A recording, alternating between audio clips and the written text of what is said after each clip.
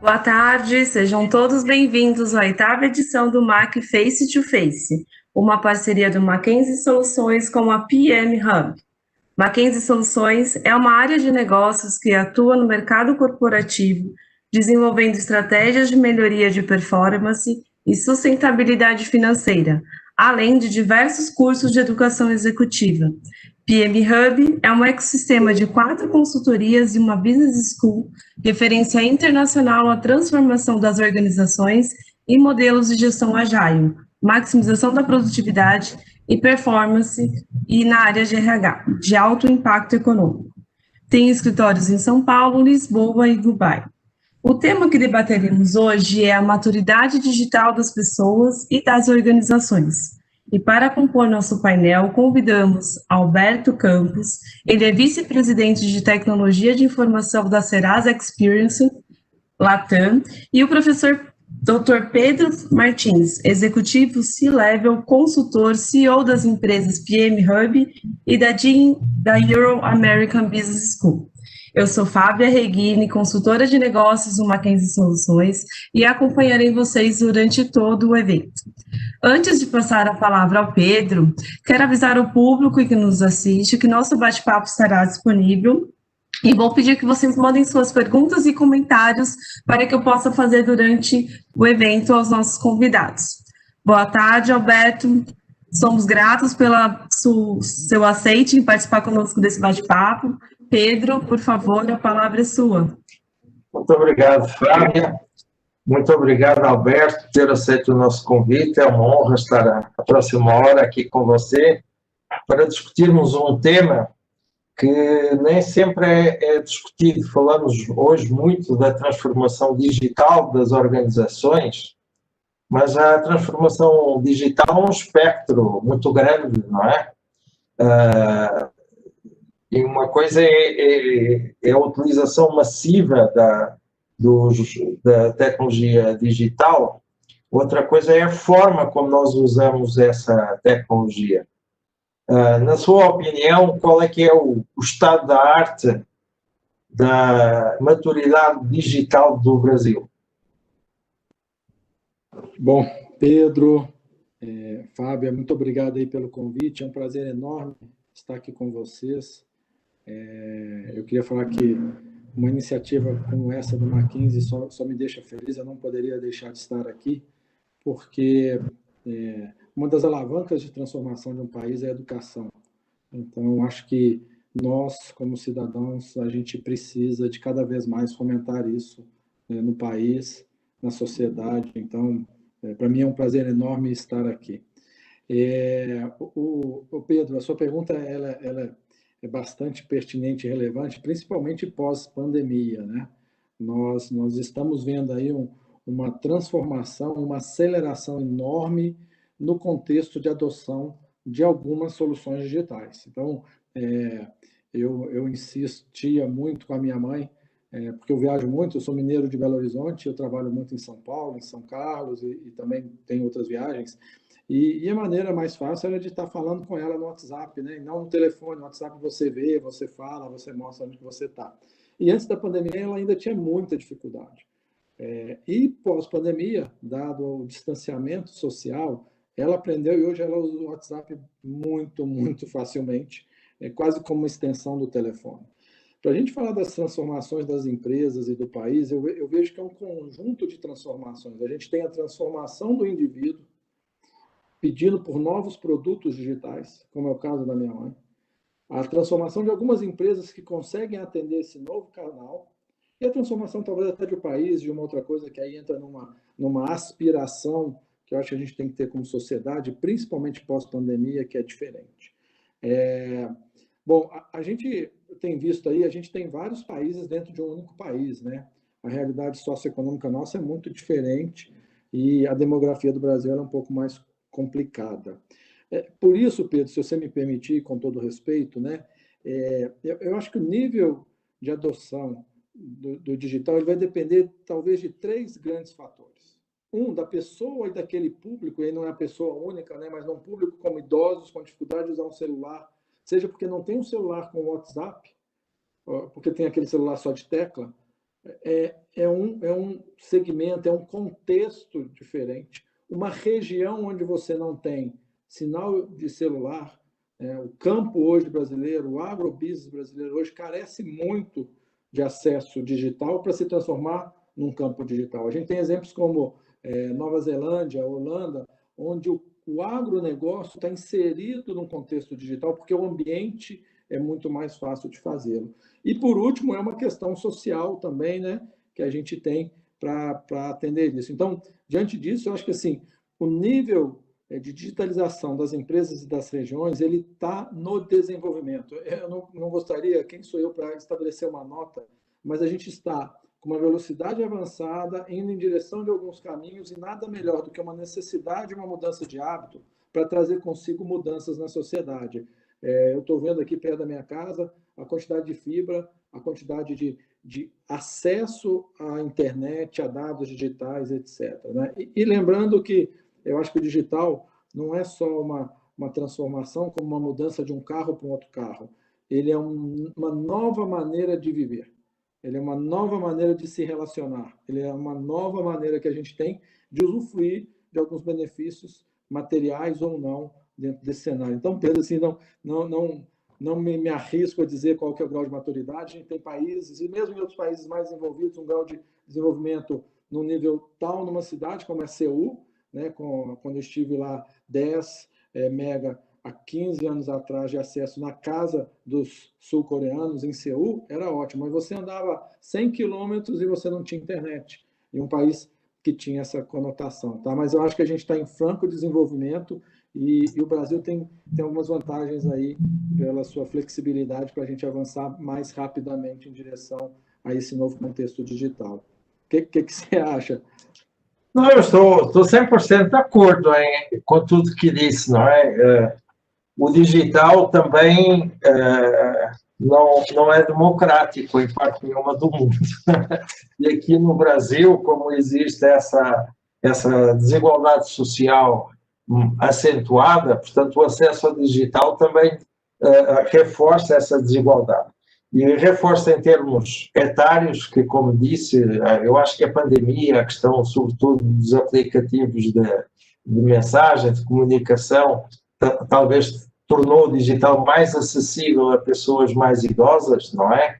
Porque, como estavam em isolamento social, acabavam por ser o único meio de comunicar com a família, portanto, com a gig economy, não é? Portanto, pedir os serviços do mercado, da farmácia, etc. E, portanto, foram obrigados, digamos assim, a entrar nessa comunicação digital acelerada.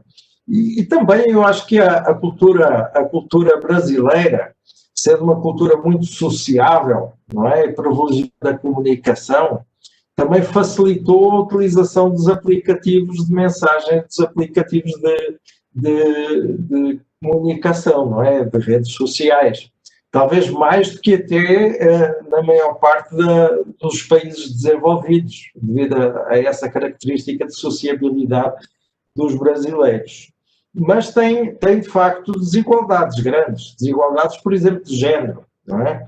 Só num estudo recente eu vi que só no curso de Ciências de Computação da USP tinha apenas 15% de mulheres, não é? Os desenvolvedores que têm a nível nacional são apenas 13% de mulheres.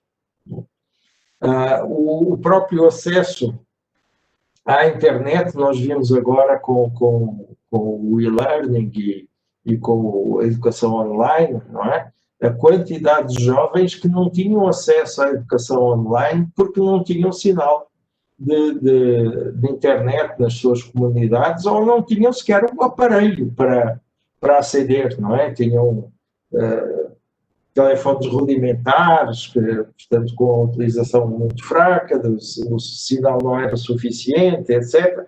Isso, obviamente, que gera uma desigualdade social muito grande. Portanto, o digital veio unificar, por um lado, mas veio também acentuar as desigualdades sociais que já existiram e que o digital veio sublinhar, no fundo, essas desigualdades, não é? eu acho interessante, eu estava aqui, antes de começarmos a falar, fui à internet ver se tinha aí algum estudo interessante para falar sobre ele, e o ano passado o Google e a consultoria McKinsey fez um estudo sobre o índice de maturidade digital do Brasil e chegou a algumas conclusões bastante interessantes que eu trouxe para nós comentarmos e refletirmos hoje, aqui entre nós. Primeiro é que o Brasil, de facto, é um dos países que tem uma utilização dos meios digitais 45% acima da média mundial. Portanto, apesar dessas desigualdades, o brasileiro anda com o smartphone na mão o dia inteiro, não é? 7 entre 10 brasileiros estão conectados à internet, o que, por exemplo, em comunidades como os Estados Unidos, etc., não tem um número nem aproximado. 67% da população brasileira tem um smartphone. Repito, há uma diferença de qualidade entre smartphones e, portanto, as utilizações são de facto diferentes, não é? Outra é que os brasileiros gastam em média 9 horas por dia da internet. E 7 entre 10 brasileiros estão, de alguma forma, conectados numa rede social. Onde aquilo que aconteceu mais recentemente com a pandemia foi em que o Brasil, digamos assim, não tinha de facto esse hábito, foi a utilização do vídeo nas redes sociais. Não é? A utilização do vídeo cresceu 135%. Aliás, aqueles programas de graça da televisão são francos utilizadores dessa gravação de vídeo. Hoje grava-se vídeo para tudo, quer dizer, ninguém está anónimo na sociedade porque, faça o que fizer, alguém está fazendo um vídeo sobre aquilo que fez, não é? 86% dos brasileiros assistem regularmente a vídeos online. E o Brasil é o terceiro país no mundo em watch time do YouTube, não é? Sendo que 9 em cada 10 brasileiros procuram conhecimento, a informação, a aprendizagem, etc., através do YouTube. Então, isto de facto revela uma utilização massiva das tecnologias digitais no Brasil, mas isso não significa que haja uma utilização qualitativa, não é? Se nós formos ver a razão por que se utiliza e como utiliza, talvez não tenha a tal cultura digital que falou há pouco e que é a forma que nós temos de pensar os negócios, de pensar os modelos de ensino, de pensar os processos, etc., com uma lógica digital, não é? Acredito que a sua experiência no Serasa seja diametralmente oposta a esta, atendendo que o Serasa é, antes de mais, uma empresa de informação, não é? Portanto, que utiliza a tecnologia da informação de forma massiva e inteligente. Mas talvez por isso mesmo consiga identificar o gap que existe entre as possibilidades da utilização do digital com a forma como o digital é utilizado na maior parte das empresas brasileiras, não é?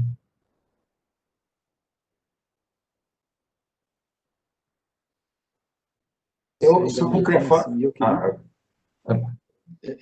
queria só completar alguns dados aí que acho que vai ajudar a trazer um pouco de luz nesse trabalho da McKinsey, né? O brasileiro é um dos poucos povos do mundo que você chega a ter 3 celulares para um indivíduo. Na pesquisa recente que a gente fez, a gente viu isso. 2 é mais comum, mas a gente chega a ter pessoas com 3 celulares. E como a gente a Serasa Experian é uma empresa de dados, de pesquisa, a gente às vezes quer entender o porquê de algumas coisas, né? E aí eu te falo que é tão interessante que pessoas que têm 3 celulares têm porque no início da telefonia móvel existia uma das operadoras que dava um chip, eu não sei se vocês sabem disso, com uso ilimitado durante a vida toda, lifetime. Esse aparelho continua em uso. Existe um outro aparelho, um outro chip, que você usa para falar com a sua família ou da empresa, né? E aí a gente teve aí uma evolução que os celulares hoje eles são dual chip. E tem empresas já falando de fazer um triple chip, ou multi-operadoras como o celular, onde atenderia principalmente o brasileiro, e não outros países, né? Então, assim, eu queria trazer algumas coisas que são interessantes, porque, de novo, como a Serasa Experian, primeiro, ela consegue ter dados aí da população brasileira, mas a Experian é uma empresa global, né, com sede em UK, mas nós temos presença aí em mais de 40 países, com sede, com desenvolvimento, e estamos presentes em 178 países no total. Então, a gente consegue acompanhar algumas pesquisas. O brasileiro tem no celular um instrumento, uma ferramenta do seu dia a dia em segundo plano digital, mas em primeiro plano ela é uma maneira de comunicar em casa, uma maneira de você guardar algumas informações, uma maneira de você estar utilizando um relógio, um gravador, principalmente uma máquina fotográfica ou uma filmadora. É como você disse, nós não só vemos mais vídeos, porque a gente gera muito vídeo, muito mais do que os outros países. Então, assim, eu queria só completar esse cenário, porque ele é muito interessante, né? Se por um lado a gente tem a ferramenta na mão, por outro lado, às vezes ela não é a mais adequada. Nós temos uma curva aí de obsolescência de aparelhos celulares no Brasil superior aos outros locais, parte por causa do custo, né? Isso é real, parte porque a sua necessidade básica ainda está sendo atendida por celulares menores, né? Então, até outro dia eu vi para quem não lembra, um Nokia 3210, e foi um dos primeiros da telinha escura. Outro dia eu vi em uso e achei muito interessante, né? E fui olhar com a pessoa, não, esse aqui é o que eu tenho só para quando o pessoal precisa de me ligar, que é um telefone para me localizar, para prestar serviço. É o que a bateria dura mais, é o que não tem problema de sinal, porque é GPRS. Então, veja, é um meio de comunicação, mas não é um meio de digitalização. Aí tem uma diferença, né? Então, assim, indo para a sua pergunta, nós, como Serasa Experian, a gente está aí com alguns desafios, né? A gente está agora com uma abordagem muito próxima do consumidor, principalmente por causa da aprovação da lei do cadastro positivo. Vale uma explicação aqui bem rápida. Até o ano passado, o Brasil fazia avaliação de crédito das pessoas pelo que a gente chama de negativo. Se você esquecer de pagar alguma conta, seu nome ficava lá no cartório, o cartório mandava para a Serasa, a gente falava, esse cara está na Serasa. Então, quer dizer que ele ficou devendo alguma coisa. Isso é uma péssima maneira de a gente avaliar a pessoa. Se ela comete um erro, se ela esquece alguma coisa, ela fica taxada como isso. No ano passado, como os países desenvolvidos, o governo brasileiro lançou uma lei chamada Lei do Cadastro Positivo. Você é avaliado pelo que você tem de bom. E se você um dia esqueceu uma conta telefônica porque viajou, não recebeu um extrato, qualquer coisa, não vai te penalizar no crédito. Pelo contrário, você consegue provar que habitualmente você salda suas dívidas. Então, é muito mais justo isso. Esse impacto, ele traz condições da população brasileira ter mais acesso ao crédito, ele traz uma condição de você ter crédito e juros muito mais justos com as pessoas que têm uma boa forma de pagar, um bom histórico de pagamento, muito mais do que penalizar. Então, esse é um outro ponto interessante. A gente está vendo que, aos poucos, a gente está começando a ter as soluções digitais tocando os brasileiros onde quer que eles estejam. Então, de novo, a gente está no meio de uma jornada, tem algumas coisas para vencer, mas a ferramenta já existe, já está na mão do consumidor, e isso é muito importante. Acho que a gente pode aí dar passos largos numa direção de ter uma sociedade, uma população brasileira e o Brasil ser bastante mais digital, mais presente digitalmente, não só em vídeos, não só em WhatsApp, mensagens ou alguma outra coisa, mas também trazendo produtos que façam valor, que façam sentido e que tragam valor para o consumidor final.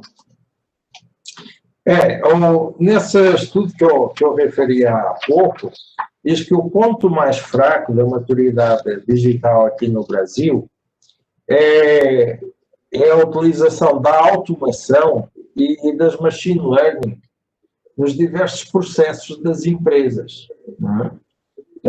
Que isso faz com que muitas vezes haja uma utilização quase que supérflua ou em sobreposição entre as máquinas e as pessoas, não é? Por um lado, tem uma machine learning que supostamente aprende com a pessoa para reproduzir aquele comportamento, aquele processo, mas depois vai uma pessoa para interagir com o cliente final, portanto, e acaba por não funcionar, não é? Isso também se passa com os dispositivos de inteligência artificial, nos call centers, etc., que as pessoas passam por aquele calvário das 1000 opções que as máquinas dão e depois para preferir no final falar com o seu atendente pessoa física. Portanto, isso acaba por não ser a melhor utilização da tecnologia, não é? Quando a automação não existe de facto para substituir o trabalho humano, e quando a inteligência artificial e as machine learning também não utilizam a aprendizagem com a pessoa para gerar exatamente processos sem esse recurso final do humano. Parece que a tecnologia é introduzida para complicar e não para simplificar, não é? A questão dos call centers, eu acho que é o melhor exemplo da utilização menos inteligente da tecnologia. Pedro, mas tem uma questão que, assim, o lance de tecnologia de informação, ele é bem abrangente, né? Porque, assim, você tem aplicativos que foram desenvolvidos, por exemplo, do Magazine Luiza, eu acho que deve ser categorizado o melhor do mercado para atender o varejo. Eles começaram a inserir atendimento humano, né? Então, fale com o seu vendedor, aqui você também tem o vendedor. Recentemente eu vi um evento que teve sobre contratação, né? Estão desenvolvendo vários algoritmos para fazer contratação de pessoas. E aí, no final do processo, a pessoa não conseguia mais usar aquele banco de dados para se candidatar a outras vagas, porque ela não cumpriu com uma variável de um processo específico que ela já tinha participado. E isso anulou toda a questão de competência, do currículo dela para outras coisas, para outras vagas disponíveis. Então, eu acho que, assim, a tecnologia, a maturidade digital, né, assim, ela tem que ter não podemos achar que o digital vai substituir de fato o humano, porque ele é um complemento, ele vem para somar igual a mudança de comportamento da Serasa que o Alberto colocou para a gente. Saíram de uma posição de acusar e vamos ajudar o crédito a melhorar, né, a posição de crédito do Brasil, favorecer mais as pessoas. E isso é interessante, porque a gente tem que olhar como um complemento positivo, não pode ser a decisão final, né? Então, antes, uma conta de luz atrasada me negativava para comprar um carro, o que faz o menor sentido, né? A pessoa não era devedora no mercado, mas aquela variável era tão importante, vindo da Serasa, que é uma instituição tão séria, que simplesmente o banco não dava sequência na avaliação, né, de crédito daquela pessoa. E assim está sendo no processo seletivo de algumas instituições que estão usando a tecnologia totalmente robotizada para isso. Então, assim, Alberto e Pedro, a gente precisa, eu acho que a tecnologia ela é como um complemento, mas ela não vai acabar, e a maturidade digital, ela também tem que considerar isso, né? A gente tem que usar a favor, não como anular todo o sentimento e feeling humano e outras razões. Não, eu estou de acordo com você, Fábia. Segundo a régua da Google e da consultoria McKinsey, um dos 5 critérios que eles têm de avaliação é exatamente a capacidade de utilização da tecnologia como complemento da ação humana, não é? E não como a exclusão da ação humana, mas também não como sobreposição à ação humana. eu estava falando dos maus exemplos, não dos bons exemplos como a Magazine Luiza, não é? Porque é frequente, e isso acontece comigo, muitas vezes utilizar esses modelos e eu, digamos, tolero durante 10 minutos aquele labirinto de perguntas porque tenho a esperança de no final ir falar com uma pessoa. Não porque aquilo vai facilitar a minha vida, mas porque aquilo é o preço que eu tenho que pagar para falar com a pessoa no final. E essa má utilização da inteligência artificial, neste caso, é que leva à baixa maturidade que nós temos. E segundo esse estudo do Google, o Brasil o seu calcanhar de Aquiles é exatamente na má utilização das tecnologias. Não que nós não estamos a usar as tecnologias de ponta, como os países mais desenvolvidos, mas que, de um modo geral, com as devidas exceções da Serasa, do Magazine Luiza e eventualmente outras, nós não estamos a usar da forma mais inteligente, digamos assim. Ou seja, a inteligência natural não está a acompanhar a inteligência artificial. Exato. E assim, Alberto, eu posso contribuir com vocês? Não, eu só ia colocar que, no caso, né, a gente fala de toda uma questão cultural e tudo mais, mas assim, por exemplo, teve o auxílio emergencial do governo. As pessoas, no primeiro momento, para poder ter acesso a esse auxílio, elas tiveram que baixar um aplicativo no seu celular para depois ir ao banco fazer a retirada, né? Resumidamente, o processo foi esse. Olha que coisa, a água bateu, né, e tive que aprender a nadar. Então, assim, também tem esse lance, né? Para eu ter lá o dinheiro para eu comer, eu preciso aprender isso, eu mudo meu modelo mental rapidamente, desde que seja favorável a mim, né? Mais ou menos essa linha. São muitas variáveis que influenciam a evolução da maturidade digital também. Eu imagino que vocês, na Serasa, Alberto, vocês também tiveram que adaptando a linguagem da comunicação, porque vocês atuam em segmentos diversificados, né? Então, eu imagino que para favorecer o consumo da informação que vocês geram, vocês também tiveram que fazer várias adaptações de comunicação para os públicos específicos também, né? Que é uma ponta da tecnologia que também tem que fazer sentido. Sim, com certeza. Deixa eu só perguntar, vocês me ouvem bem? Perfeito. Está um pouquinho baixo, mas dá para te ouvir. Tá, eu vou melhorar aqui, tá? É interessante, eu ia falar sobre outra ótica, mas eu vou aproveitar aí o que a Fábia trouxe. Vejam bem, o crédito para o consumidor final através do score da Serasa, que é esse produto positivo que a gente falou, a gente tem ele digital, sim, para pessoas que têm digital. Mas tem uma grande parte da população que não tem digital, então nós tivemos que adaptá-la. Então a gente tem hoje agências do correio que você vai lá e você vai fazer a mesma coisa. Você tem um contato físico, você tem um contato olho no olho, você tem uma pessoa totalmente treinada para dar aquilo e por trás ela está usando outro aplicativo. Então, entender os diversos públicos, entender quem é seu cliente, entender como ele se sente bem, como você pode ajudá-lo, é muito importante. Só lembrando, gente, que toda ferramenta, quando bem usada, ela traz resultados bons, mas ainda é uma ferramenta que depende de quem usa. E se ela não é bem usada e traz um resultado ruim, a culpa não é da ferramenta, é de quem não usou ela da maneira correta. Assim, o carro é assim, né? É um ótimo meio de transporte, mas se não bem utilizado, provoca acidentes. Todas as evoluções tecnológicas trazem consigo necessidade de adaptação. Eu sou professor também, tá? Não sei se falei com vocês, eu sou físico, eu trabalho em TI e vou voltar da aula daqui a 3 anos, eu gosto muito de dar aula, e assim, eu gosto de fazer alguns exemplos e alguns paralelos, né?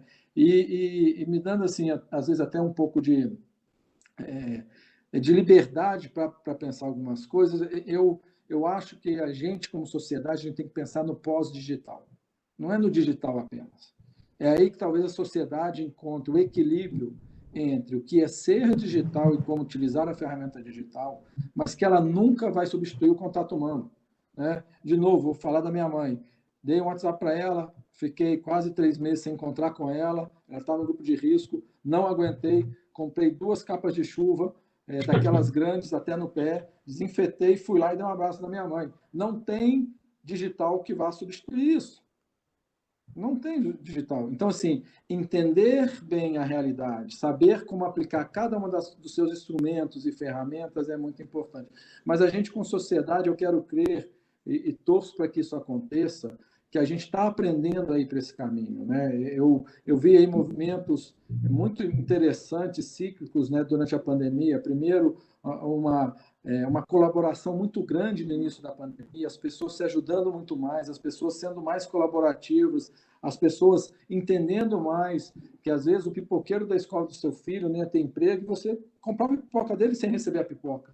Né? Então, assim, uma sociedade de colaboração, uma sociedade mais justa, onde, sem ser uma sociedade que não quer privilegiar quem não trabalha, não é isso, mas é a questão de valor, ela ganha um contexto diferente. Né? E, de novo, mais do que Serasa, falar do que nos afeta hoje em dia, aperta o nosso calo, nós já pensamos que a gente, como mundo, já deve ter em dezembro vacina para proteger o grupo de risco no mundo todo. No mundo todo, a gente tem vacina, chinesa ou não, final de dezembro, janeiro, para proteger o grupo de risco. Por que a gente não faz isso?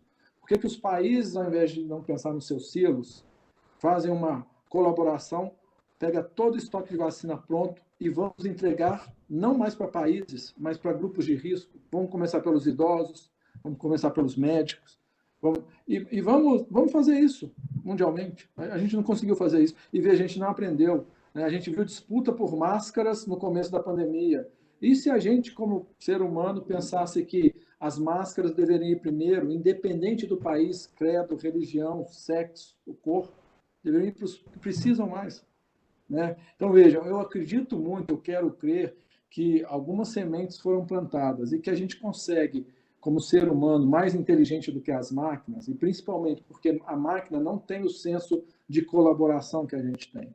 A gente pode ter ótimas soluções para a gente no futuro. Né? Então, para mim, o pós-digital talvez seja o segredo do que a gente está falando. Agora, só corroborando com o Pedro aí, vamos pensar no sentido oposto. Gente, quando você está fazendo uma cirurgia, uma microcirurgia, e se você puder pegar todas as cirurgias que foram feitas do mesmo jeito e ter um machine learning para te falar, olha, o que você está fazendo aqui, 97% das 15.329.000 cirurgias, deu isso aqui. Então, você, ser humano, não faça isso, faça aquilo. Nós temos que entender onde essa tecnologia, onde esse machine learning, talvez por causa de tempo, por causa de amostragem, ele vai ser mais eficiente do que um ser humano fazendo uma cirurgia, do que um médico, por melhor que seja, ele nunca vai fazer 15 milhões de cirurgias. Então, eu acho que tem eventos, tem momentos e tem aí cenários que a gente poderia aqui ficar muito tempo conversando, mas eu acredito muito no pós-digital, eu acredito que a gente como ser humano vai evoluir e tem espaço sim para machine learning, inteligência artificial ocupar um espaço, mas ele nunca vai ocupar o que o ser humano tem, ele nunca vai ter o sentimento como a gente tem, o propósito como a gente tem, ou a colaboração como a gente tem. Existem algoritmos aí que estão falando que estão trazendo isso, mas ainda são algoritmos, não são sentimentos, que é um pouco diferente. Tá? Então, assim, só para compartilhar com vocês aí alguns momentos de elucubrações que eu tive aí durante a pandemia, observando, né? E me questionando também, né? Eu tenho filhos, gostaria de que a gente tivesse um mundo mais, talvez justo, né? Melhor para eles, e aí me questiono muito por que os governantes, por que os líderes não se unem, e a solução, se a gente fizesse isso, ela seria muito melhor para todo mundo, né? A teoria dos jogos, aí quem já viu a teoria dos jogos, diz muito disso, né? Eu não tenho que ganhar, eu tenho que colaborar para nós ganharmos. Acho que aqui tem alguma coisa aí que, como seres humanos, a gente vai descobrir, ou a gente, pelo menos, vai estar ouvindo falar mais. Faz sentido para vocês? Total sentido, Alberto. E essa cultura colaborativa, não é? Está até na raiz das experiências Agile que estão relacionadas à gestão de projetos de tecnologia, não é? Que tem todo aqui esse conceito colaborativo, tanto do trabalho colaborativo quanto da economia colaborativa por ecossistemas, etc. Não é? Mas, enfim, você já viu que o meu sotaque, eu sou português, não é? E geralmente a cultura portuguesa tem um aspecto bem diferente da cultura brasileira, que é otimista por natureza. Eu gosto de dizer que enquanto os brasileiros cantam e dançam o samba, os portugueses cantam o fado, que é uma lamúria, que é uma coisa triste, não é?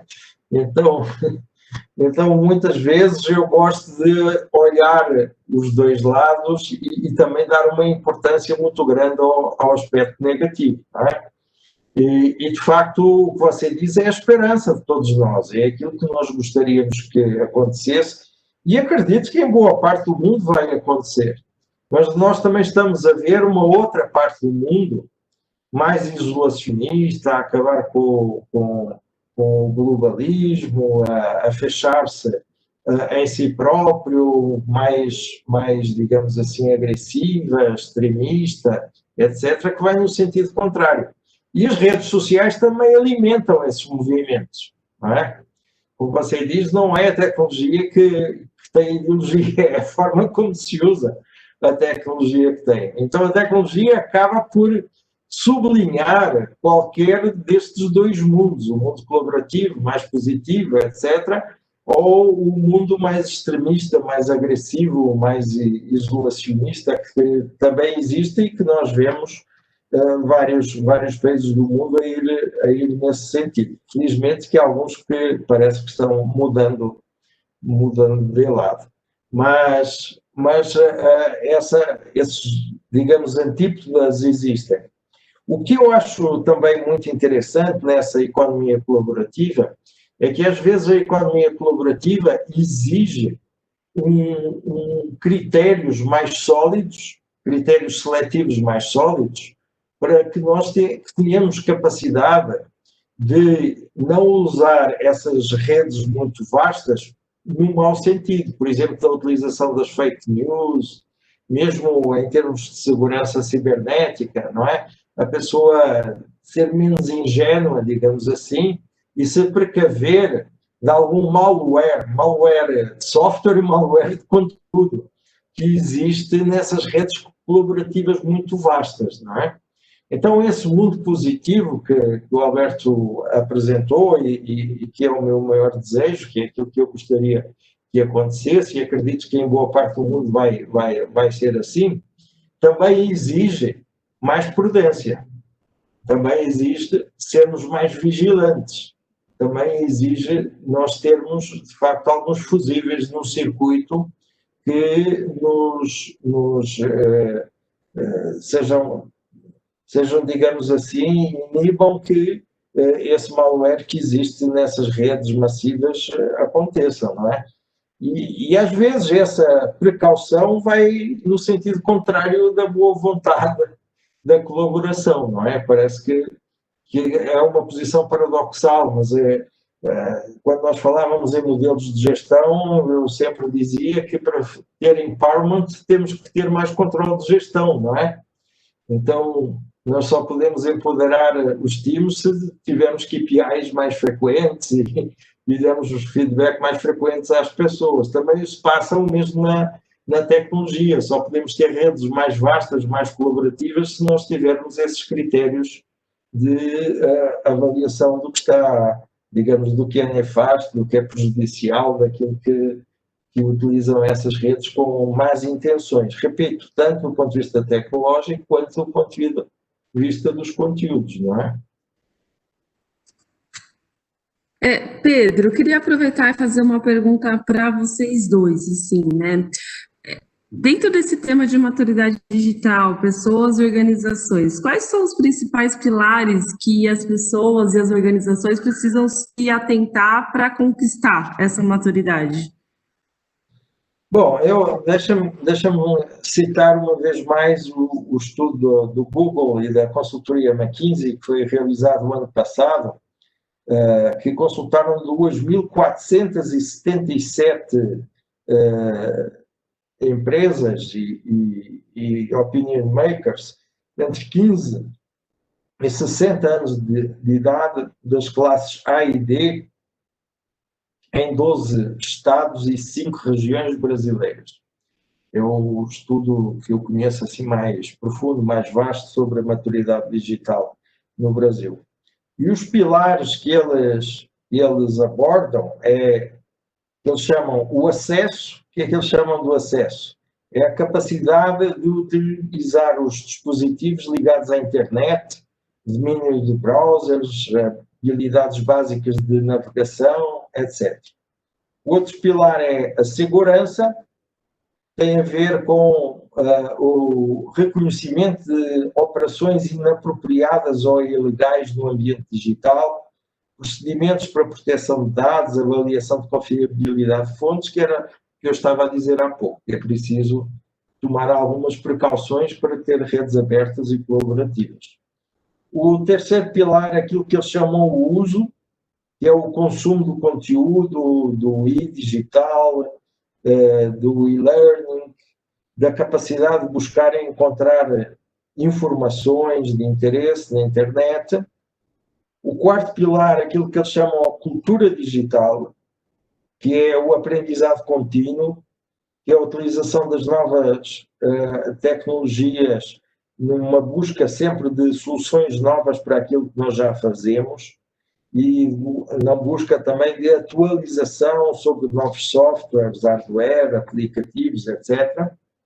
E o último pilar, que é aquele onde o Brasil tem francamente a pior qualificação, que é a criação, que é o conhecimento de ferramentas para o gerenciamento de promoção de conteúdo, de gerar conteúdo, não é? Capacidade de programar em diferentes linguagens, desenvolvimento de sistemas, etc., onde o Brasil, de facto, é forte no que diz respeito à edição de vídeo, mas depois, como eu falei há pouco, bastante fraco no que diz respeito à automação e machine learning. Portanto, eu não respondi de viva voz, respondi pelo conceito que o Google e a consultoria McKinsey usou para identificar o índice de maturidade digital do Brasil. E assim, resumidamente, numa escala de 0 a 5, o Brasil tem uma média de 3,3 de maturidade digital. Não está assim tão mal colocado quanto isso. Está numa posição intermediária em relação ao resto do mundo. Posso completar? Eu acho que, assim, se a gente começar a ver que o novo consumidor está precisando de produtos digitais e a gente, como empresa, como ser humano, como prestador de serviço, a gente conseguir entregar esses produtos digitais e olhando a perspectiva da empresa, não de dentro para fora e de fora para dentro, a gente começa a evoluir mais essa transformação digital. Tem empresas hoje que estão fazendo uma casca digital. Ela daqui a um tempo vai aumentar tanto o custo que ela vai cair. Então, a partir do seu principal cliente, produtos digitais fazem com que a sua empresa se transforme numa empresa mais digital. O ambiente, de novo, de colaboração entre empresas, hoje está muito mais digital. Hoje, você não precisa mais de fazer um site onde você coloca seu cartão de crédito. Existem sites prontos, você coloca o OIM e ele vai funcionar. Existem processos internos já desenhados para você se transformar numa empresa digital. O que vai diferenciar? A qualidade do seu produto, a inovação do seu produto e a proximidade com o seu cliente. E isso, gente, se a gente parar e pensar, nós estamos falando de Kotler. Então, assim, a administração não mudou. Mudou o meio e a conexão com o cliente. Quem tiver condições de entender esse cenário, eu acho que ele vai sair bem, né? E aí é interessante, né, porque a gente vê o quanto que Darwin estava muito certo nas suas colocações. Não é o maior nem o mais rápido, mas quem tiver capacidade, inteligência para se adaptar, vai conseguir sobreviver, né? Eu acho que, assim, se me permitir, E para mim isso é mais o cenário que a gente está vendo hoje, né? De várias empresas, a gente tem site para pequenas e médias empresas, onde a gente ensina a questão de crédito, a questão de abordagem no mercado, de como tratar um cliente, de como montar um estoque, todas as técnicas, just in time, etc., que fazem total sentido. Mas o tino do comerciante, a maneira de fazer, a maneira de você estar feliz e estar gerando aquilo com uma recursividade para o seu negócio melhor, ela continua presente. Então, eu acho que, assim, de novo, é um novo caminho de entregar uma necessidade básica humana, que é necessidade de atenção, pirâmide de Maslow, se sentindo importante dentro de um contexto. Então, eu acho um pouquinho disso, sabe, Fábio? Eu iria também por aí. O cliente no centro de tudo.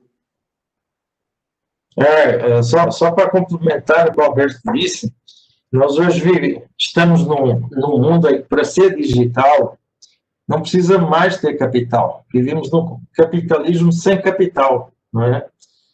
Uma pessoa com um laptop que custa metade do preço de um smartphone pode criar um unicórnio. Não precisa mais ter hardware, com a disponibilidade que temos tudo na nuvem. O investimento é quase nulo das organizações. Então, isto é que, na minha opinião, é a maturidade digital. É aquilo que como é que o digital transforma as nossas vidas, transforma os nossos negócios, transforma a nossa educação e transforma do ponto de vista, obviamente, positivo, daquilo que vem agregar valor. Então, assim, se eu pudesse resumir, maturidade digital é quanto o digital agrega valor à nossa vida e à nossa economia, não é? Pedro e Alberto, a Raquel Mota, participando aqui do nosso bate-papo, ela coloca assim,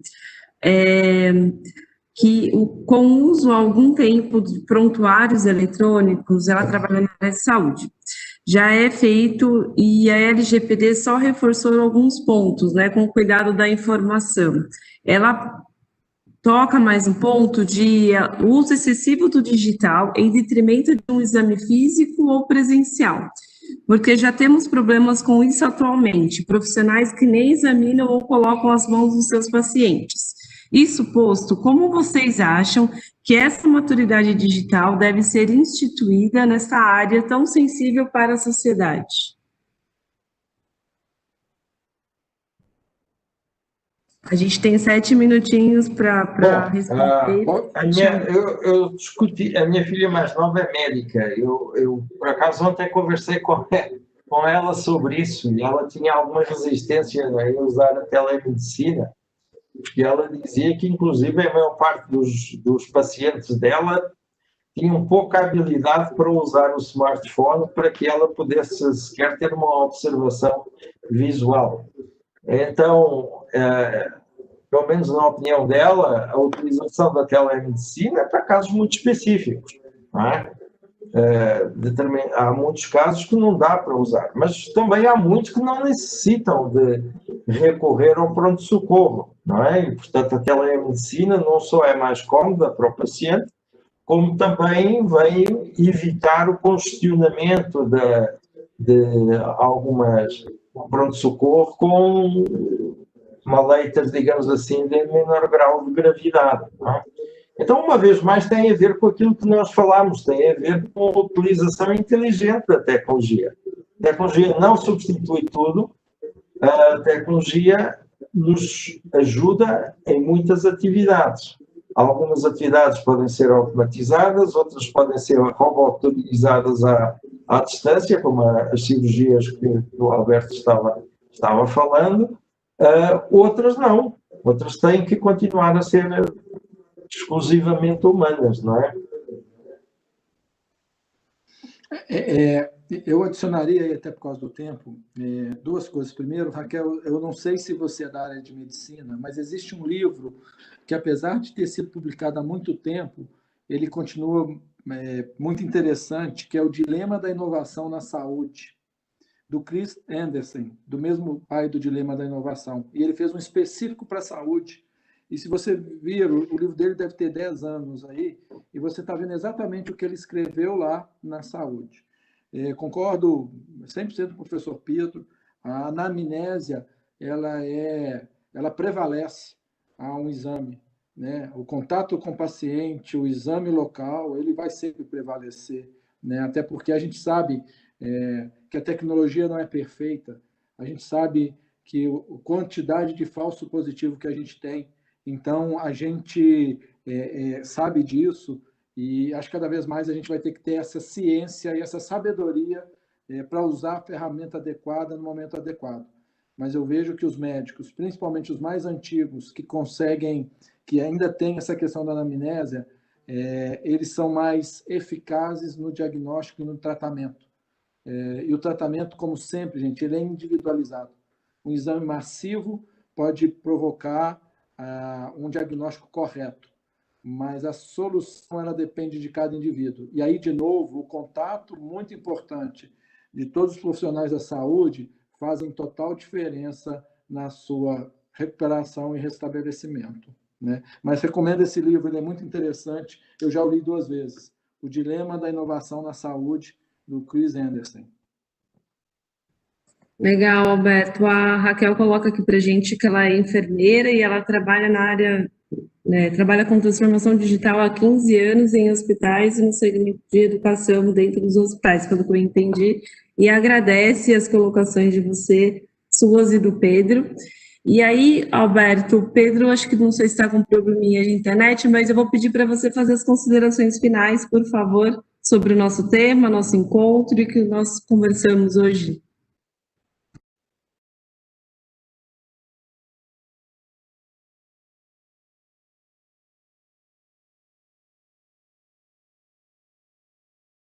Quem começa? Alberto. Por favor, o Pedro, acho que está com problema de conexão.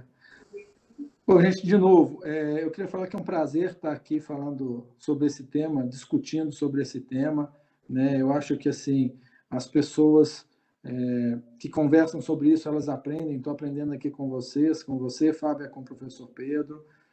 Acredito, de novo, não só acredito, como vivencio esse modelo novo de colaboração que a gente tem daqui para frente. Então, mais uma ferramenta, mais um ciclo na humanidade, que eu espero, com toda a história da humanidade, seja um ciclo rico para a humanidade e para as gerações seguintes, tá? De novo, muito obrigado aí a Mackenzie pelo trabalho, por essa oportunidade e a quem participou. Espero nos vermos em breve, não só no digital, mas também no físico, né? Muita coisa é muito legal. Muito obrigado, viu? Parabéns a todo mundo aí pelo evento, excelente evento. Obrigada, Alberto. Nós do Mackenzie Soluções, da Universidade Mackenzie, também ficamos muito felizes aqui com a sua participação e contribuições no nosso quadro. Tem um comentário aqui rápido do Adriano Figueira, que participou, que ele trabalha no setor de mídia e o setor passou por uma transformação forte na mudança de perfil do público que consumia informações em revista e passou a consumir na plataforma digital. Então, ele diz aqui que um ponto que eles sempre discutiram lá é a questão de maturidade do público nessas plataformas e a educação do usuário em avaliar notícias fidedignas dessa plataforma, porque ainda no segmento dele tem essa questão, né? O que é fake, o que não é, o que se pode acreditar ou não, né? Então, ele coloca esse comentário. O Roberto Rosenbaum parabeniza você e o Pedro pelo evento. E também agradeço aqui a minha participação. Pessoal, a gente vai encerrar o evento. Agradecemos a participação de todos. Uma pena, porque o Pedro perdeu a conexão, infelizmente. Avisar aqui vocês que o Mackenzie Soluções, junto com a Universidade de Mackenzie, oferece diversos cursos na educação executiva e que estamos à disposição de vocês. Obrigada, Alberto. Um grande abraço e nos encontramos, hein? Vou colocar aqui que a gente está com a pendência de fazer o encontro físico. Um abraço. Tchau, gente.